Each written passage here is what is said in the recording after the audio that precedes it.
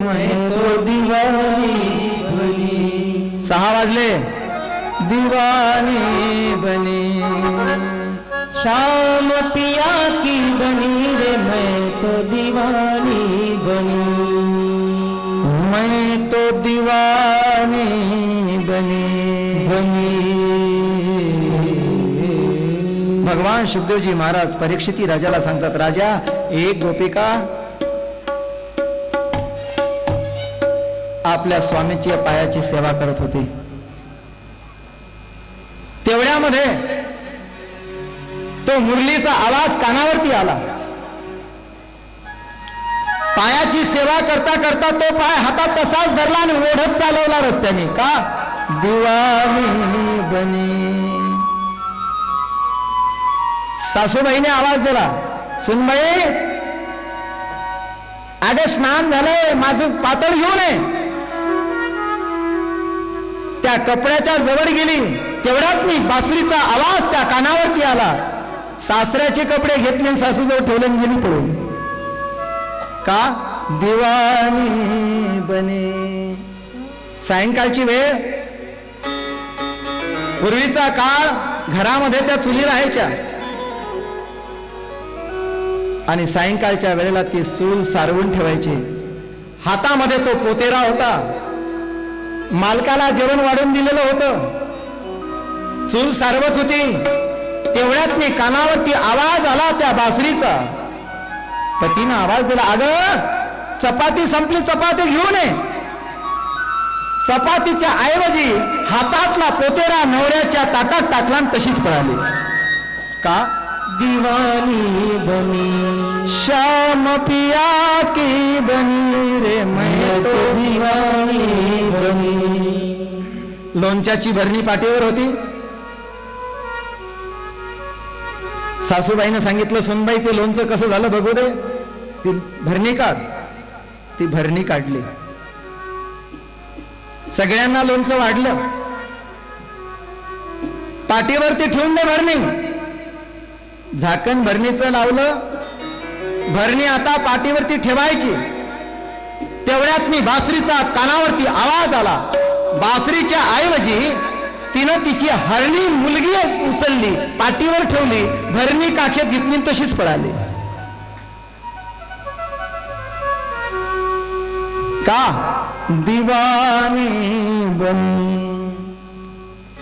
श्याम पिया की बनी रे, मैं तो दीवानी बनी। दीवानी बनी। तुम्हाला काय वाटतं? या ठिकाणी असलेल्या गोपिका 15 दिवस झाले यांना घरात मध्ये पाय नाही यांचा। का? दीवानी बनी शाम पिया की बनी रे, मैं तो दीवानी बनी।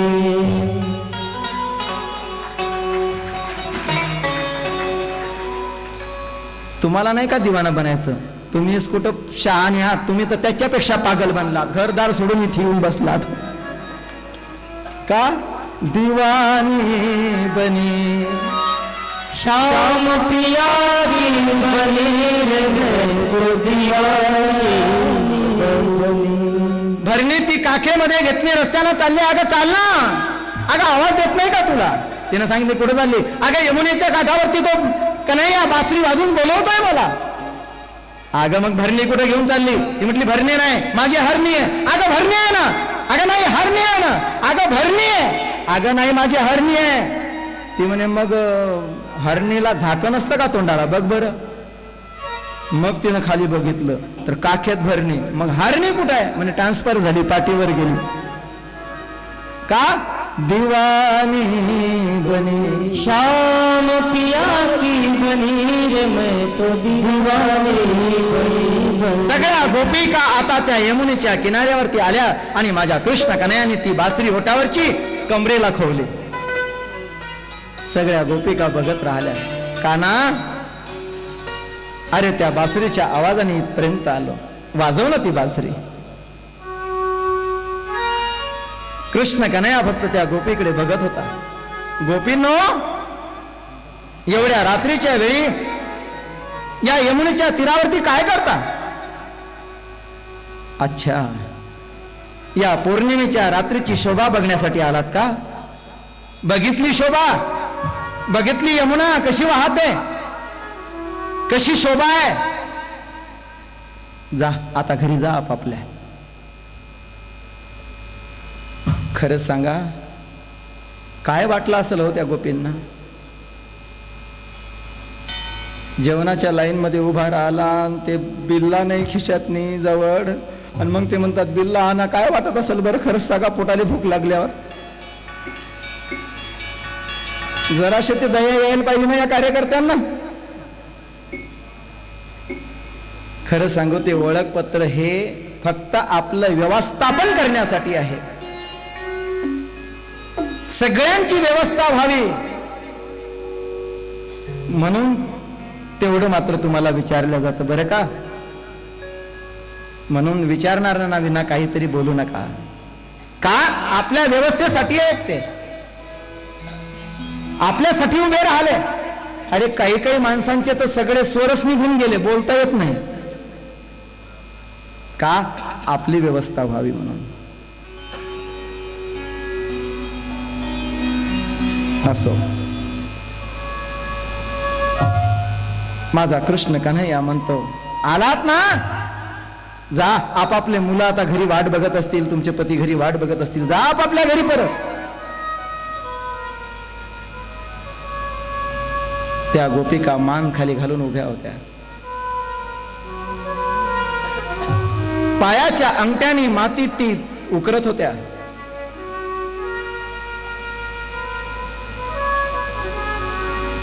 भगवान सुखदेवजी महाराज परीक्षिती राजाला सांगतात की राजा, त्या गोपीचा आणि कृष्ण कन्हैयाचा संवाद झाला. गोपींनो, तुमचा पतिव्रता धर्म तुम्ही पालन करा. पतिव्रता धर्म जर पालन केला तर काय परिणाम होते माहित आहे? तुका म्हणे पतिव्रता तिची देवावरी सत्ता. गोपींनो एक पतिव्रता होते. तिचे पती थकून आलेले होते. दुपारची वेळ होती. पत्नीच्या मांडीवरती डोकं ठेवून झोपलेले होते. लहान मुल होतं, रांगत होतं. रांगत रांगत चुलीपर्यंत गेलं. चुलीमध्ये विस्तव होता. त्या स्त्रीनं विचार केला, उठावं तर मालकाची झोप मोडते, नाही उठावं तर अज्ञानी मुलगा आहे, त्या विस्तवापर्यंत पोहोचतोय, काय करावं? शेवटी तिने विचार केला, माझ्या मालकाला झोप लागली ना, मी मोडायची नाही. म्हणून तिनं निश्चय केला मनाचा, पती धर्म पाळला. मुलगा त्या विस्तवापर्यंत गेला. हिनं नजर कटाक्षानं त्या अग्नीवर टाकली. काय सांगू तुला गोपींनो, अगं तो आग्नी सुद्धा आईस्क्रीम सारखा थंड झाला.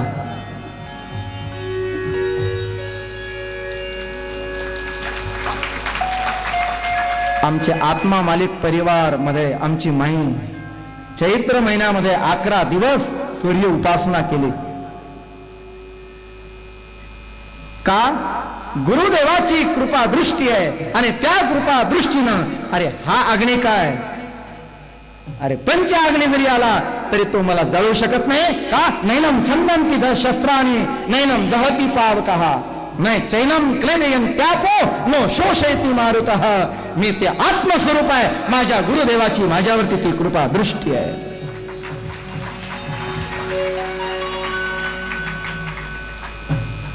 गोपींनो, तो अग्नी सुद्धा त्या मुलाला पळू शकला नाही. आपल्या पतीची झोपही पूर्ण झाली, मुलालाही अग्नी पोळला नाही. म्हणून तुमचा पतिव्रता धर्म तुम्ही पालन करा. जा घरी आपापल्या. त्या गोपिका खाली मान घालून ऐकत होत्या. त्याच्यामध्ये ललिता सखी होती. तिनं सांगितलं, कृष्णा झालं तुझं म्हणणं, आता आम्ही गोपी पतिव्रतीची गोष्ट सांगतो, ऐक. गोपिका झाली आता वक्ता आणि कृष्ण झाला श्रोता. ती ललिता सखी सांगायला लागली, कृष्णा अरे पतिव्रता धर्म तुलाच माहिती आहे का? आम्हाला तुझ्यापेक्षा जास्त माहिती आहे पतिव्रता धर्म कशाला म्हणतात. का? आम्ही तो पतिव्रता धर्म पालन करतो. कृष्णा पतिव्रता होती, पण तिच्या पतीला काहीतरी कामानिमित्तानं परदेशाला जाण्याची वेळ आली व्यापाराच्या दृष्टीने. पत्नीने सांगितलं, अहो माझा सुद्धा पासपोर्ट काढा ना. का? माझा पतिव्रता धर्म आहे, मी तुमच्याशिवाय नाही राहू शकत. त्यांनी सांगितलं, अगं मी काही फिरण्यासाठी थोडंच निघालो, व्यापारासाठी निघालो, मला तुला सोबत नाही घेता येणार. पण मला कसं कळेल तुम्ही स्नान केलं का, जेवण केलं का, कसं कळेल मला? त्यावेळेला त्या पतीनं सांगितलं, अगं गुरुदेवाला ब्राह्मणाला बोलव, त्यांना विचार म्हणा, पती जर बाहेर देशाला गेले तर त्या पतिव्रतेने आपला धर्म कसा पालन करावा. ब्राह्मण देवतेला बोलवण्यात आलं, प्रश्न केला आणि गुरुने सांगितलं, पती परदेशाला गेल्यानंतर पत्नीनं आपल्या पतीची प्रतिमा करावी आणि ती प्रतिमा करून जसा पतीसोबत व्यवहार, पतीला स्नान घालणे, पतीला जीव घालणे, पतीला कपडे देणे, त्या पद्धतीने त्या प्रतिमेची ही सेवा करावी आणि नंतरच मग आपण मात्र देहोपचार करावे. सगळा विधी सांगितला. इथेही मनाला समाधान झालं आणि 15 दिवसासाठी म्हणून तिचे पती परदेशाला निघून गेले. कृष्णा ऐक, पण घडलं काय कृष्णा? सकाळची वेळ होती, पतीच्या प्रतिमेला तिनं स्नान घातलं, गंध लावला, कपडे घातले, शृंगार केला आणि आता आपल्या पतीला भोजन करावं म्हणून सेवेमध्ये बाधा येऊ नये म्हणून आतमधून कडी लावून घेतली, ताट वाढून घेतलं, 1-2 घास पतीला दिले, तेवढ्यात मी दारावरती थाप वाजली. ही आपल्या पतीची सेवा करत होती, पतिव्रत धर्माचं पालन करत होती. अर्ध पतीचं जेवण झालेलं होतं, नुकतंच पतीचं जेवण सुरुवात झाली. तिनं ठरवलं, माझ्या पतीच्या सेवेमध्ये खंडन पडता कामा नये, मी उठणार नाही. दरवाजावरती थाप वाजत होती, ही आपल्या पतीला जेवण घालत होती. शेवटी प्रत्युत्तर येत नाही म्हणून आवाज दिला, दरवाजा उघड. कृष्णा, हा आवाज दुसऱ्या तिसऱ्याचा कोणी नसून तिच्या पतीचा होता. तिच्या पतीचा तो आवाज होता. ही तर तिच्या पतीला, त्या प्रतिमेला जीव घालत होती. कृष्णा, अजून तिच्या पतीचं जेवण बाकी होतं. हा दरवाजावरती थापा मारतो. खरंच सांग कृष्णा, आता हिनं काय करावं? या पतीला जीव घालावं का त्या पतीसाठी तिनं दरवाजा उघडावा? त्यावेळेला कृष्णानं सांगितलं, सोपं आहे. जोपर्यंत खरा पती घरी नाही तोपर्यंत त्या प्रतिमेची पूजा आहे, प्रतिमेची सेवा आहे. पण खरा पती आल्यानंतर आता तिनं ते भोजन बंद करावं आणि खऱ्या पतीसाठी दरवाजा उघडावा. गोपींनी टाळ्या वाजवल्या. कृष्णा, आमचंही म्हणणं तेच आहे.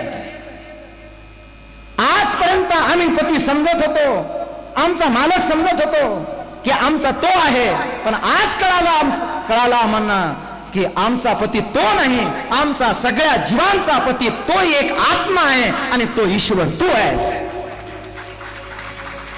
म्हणून ते मातीच्या प्रतिमा आम्ही घरी ठेवून दिल्या आणि खऱ्या पतीची सेवा करण्यासाठी आम्ही तुझ्या जवळ पोहोचलो.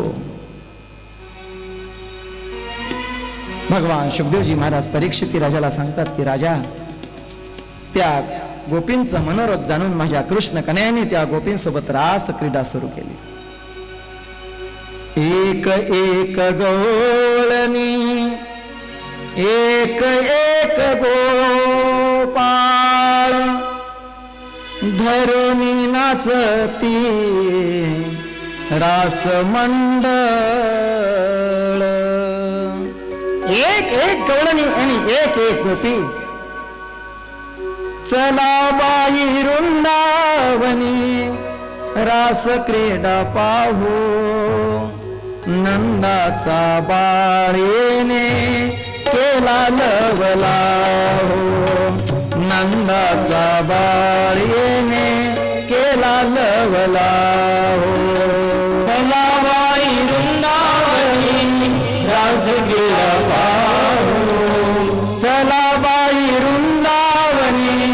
रास क्रीडा पाहू नंदाच्या बाळेने केला नवला हो नंदाच्या बाळेने केला नवला कल्पनेची सासोईचा बहु असे जाचो कल्पनेची सासोईचा बहु असे जाचो देह भाव ठेवून पायी ब्रह्मपदी नाचो देह भाव ठेवून पायी ब्रह्मपदी नाचो चला बाई वृंदावनी रास क्रीडा पाहू नंदाच्या बाळेने केला नवला हो नंदाच्या बाळेने केला नवला हो नंदाच्या बाळेने केला नवला हो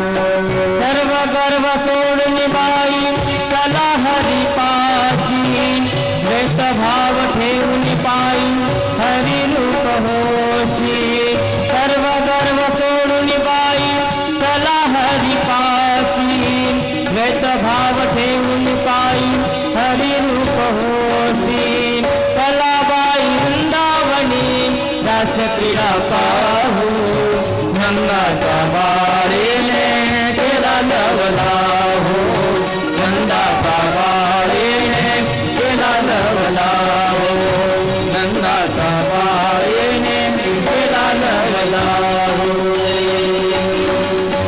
चला ग चला चला बाई वृंदावनी रास क्रीडा पाहू नंदाचा बाळेने केला लवला हो नंदाचा बाळेने केला लवला हो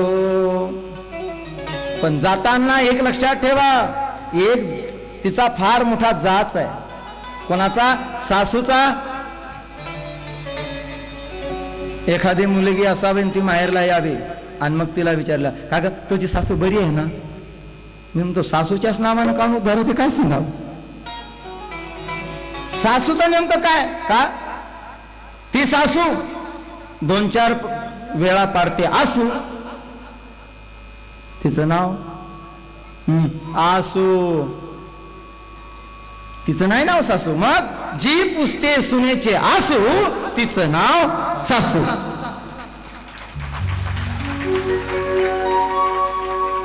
पण या सासूचा फार मोठा जाच आहे त्या आत्मस्वरूपाकडे जात असताना कल्पनेची सासूईचा बहु असे जाचू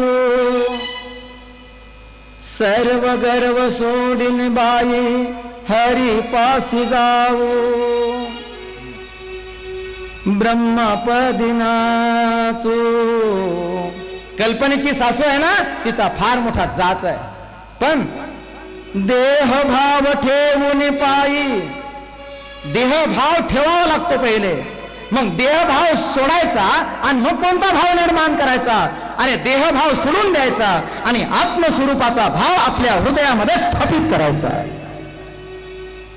एक वेळा तो आत्म साक्षात्कार आत्मबोध आपल्या हृदयाच्या ठिकाणी स्थापित केला की मग ती रास खेळायला प्राप्त होतो तो रास खेळू शकतो आणि मग ती रास त्या गोपींच्या सोबत आहे पण त्या गोपींनाही गर्व झालं हो एवढा मोठा ब्रह्मांडाचा धनी आम्ही म्हणतो तसं वागावं याने कुठे या जीवाला अभिमान होईल कशाचा सांगता येत नाही हो मग काय राधेला घेऊन यांना सोडून निघून गेला राधेनेही लीला केली काना आता माझ्याकडून नाही चालणं होत कडी घेसी तरी येते बरोबरे चालवे ना हरे मज सवे काना आता माझ्याकडून चालणं होत नाही कडेवर घेशील तर येते बरं का भगवान म्हणतात हिलाही काहीतरी बेंड झालेलं दिसते आता फोडल्याशिवाय जमत नाही कडी घे सितारी येते बरोबरी चालवे ना हरे मज सवे. काना आता माझ्याकडून चालणं होत नाही, मला कडेवर घे. भगवान परमात्मा खाली वाकले आणि राधा राणी बसायला गेली. भगवान परमात्मा गुप्त झाले. मग काय, राधा ढूंढ रही किसी ने मेरा श्याम देखा.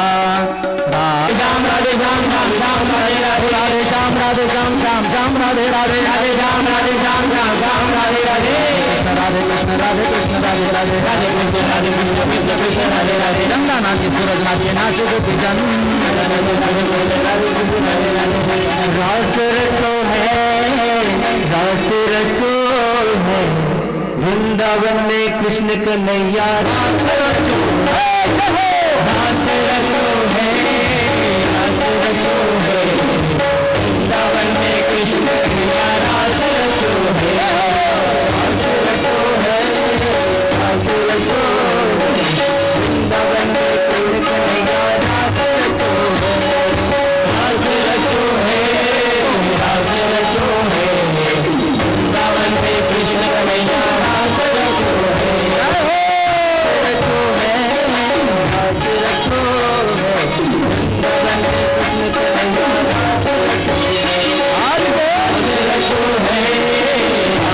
रचो है वृंदावन में कृष्ण कन्हैया रास रचो है रास रचो है रास रचो है वृंदावन में कृष्ण कन्हैया रास रचो है.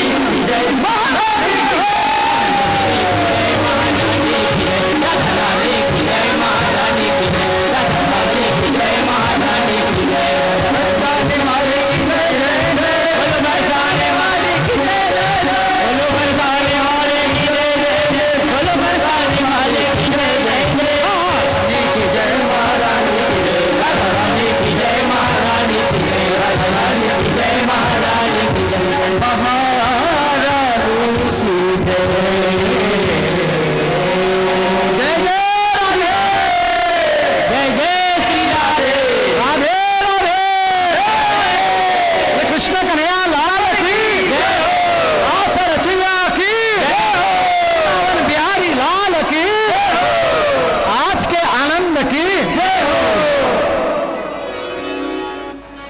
देवतांनी विचार केला, हा आनंद जर पंढरपूरमध्ये असाच जर चालत राहिला या मंडप मध्ये, तर आम्हाला हा बाबा कधी सोडवणार. हा, काळजी करू नका.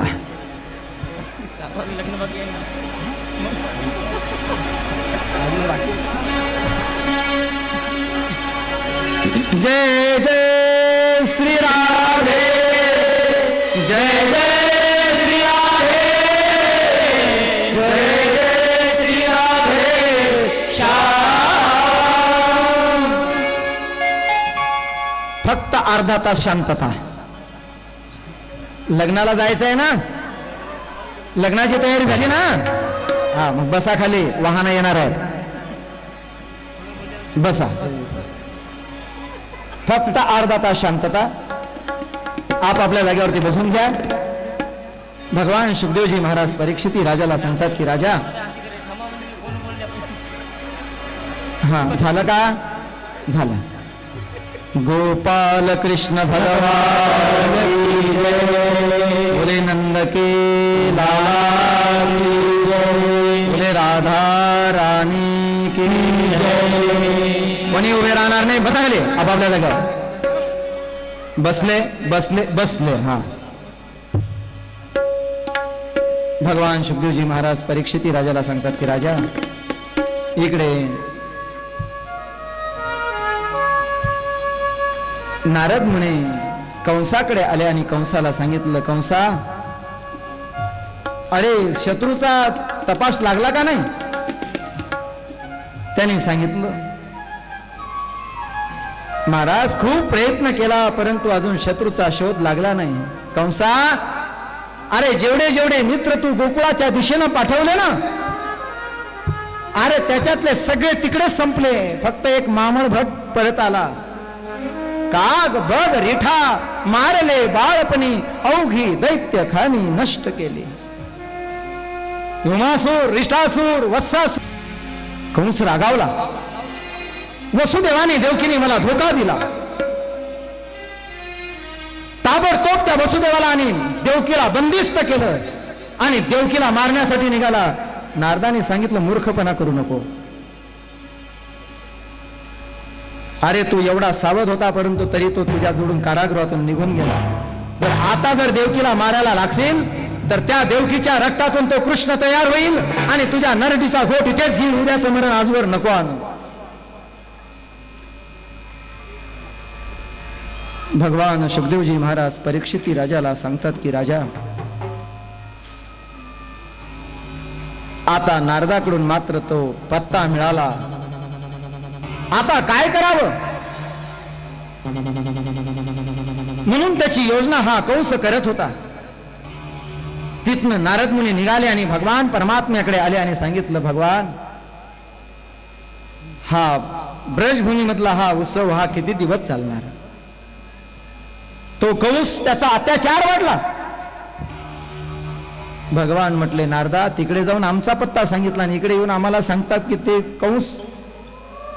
नारद म्हटले, प्रभू, ज्याच्यामध्ये जगाचं हित आहे तेच मी करतोय. आपल्याला तर माहिती आहे, आपण अंतर्यामी आहात.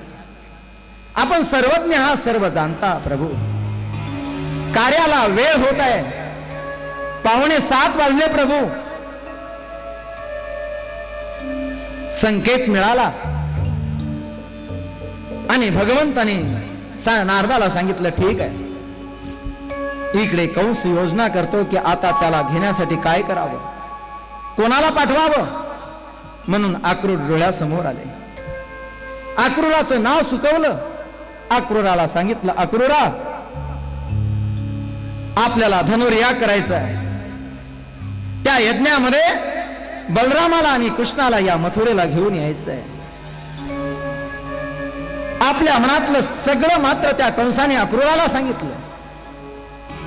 अक्रूराने विचार केला, नाही म्हणावं तर हा राजा आहे, दंड देईल. मला जबरदस्तीनं जावं लागेल. परंतु कदाचित ज्या अर्थी माझं नाव पुकारल्या गेलं प्रभूनच तर कदाचित ती युक्ती केली नसेल, याच्या मनामध्ये माझ्या नावाचा संकेत झाला असेल. मला प्रभूच्या दर्शनाचा लाभ या निमित्तानं होईल. म्हणून आक्रोशीने तयारी केली आणि सांगितलं आज नाही उद्याला जाईल. स्वतःचा रत्न जडीत असलेला रथ त्या अक्रूराजवळ दिला आणि आता अक्रूरजी मात्र आता त्या गोकुळाच्या दिशेने निघालेले आहे. मनामध्ये भावना निर्माण झाली की मी गेल्यानंतर प्रभूने मला माझं म्हणून स्वीकारावं, भगवंताने मला माझं म्हणून स्वीकारावं, मला भगवान परमात्म्याचं दर्शन गायीसह व्हावं. मनातनी भावना निर्माण केली.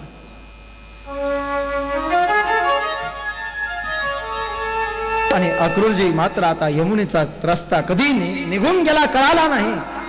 ब्रजभूमी लागली. ब्रजभूमी लागल्याबरोबर त्या रथाच्या खाली उतरले. त्या ब्रजभूमीला साष्टांग नमस्कार केला. ती माती आपल्या कपाळाला लावली. धन्य ही भूमी. भगवान परमात्म्याने हिला स्पर्श केला. समोर त्या वृक्षाला आलिंगन दिलं. त्या वेलीला नमस्कार केला. माझ्यापेक्षा तर ह्या वेली भाग्यवान आहे, माझ्यापेक्षा हे वृक्ष भाग्यवान आहे. भगवान परमात्म्याचं दर्शन यांना प्राप्त झालं. याच वृक्षाला कदाचित माझा भगवान परमात्मा पाठ टेकून उभा राहिला असेल, याच वृक्षाखाली थांबला असेल, याच वृक्षाच्या छायामध्ये माझ्या कृष्ण कन्हैयाने भोजन केलं असेल. त्या वृक्षाला आलिंगन देतो, नमस्कार करतो, त्या ब्रजभूमीला नमस्कार करतो. आणि अक्रूरजी आता मात्र भाव पूर्ण झालेले. किती वेळ निघून गेला कळाला नाही.